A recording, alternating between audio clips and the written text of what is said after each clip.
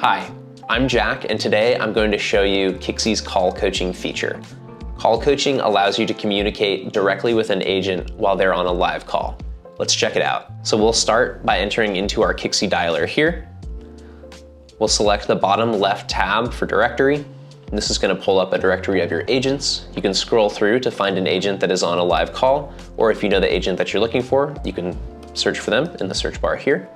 You'll notice that the circle next to the agent will be green if that agent is on a live call. Selecting that circle will open up a listen option. Clicking listen is going to pull up a call window up at the top of the screen. Once you are listening to the call, 3 other options will appear: speak, whisper, and hang up. We'll go through each of these options. Speak is going to allow you to conference yourself into the call and be able to communicate directly with your agent and the contact that they are on the call with. Whisper is going to allow you to speak directly to your agent without the contact hearing your conversation. And hang up is going to allow you to remove yourself from the call without affecting the call on the agent's side. Thank you so much for watching. Please like and subscribe to see more videos like this.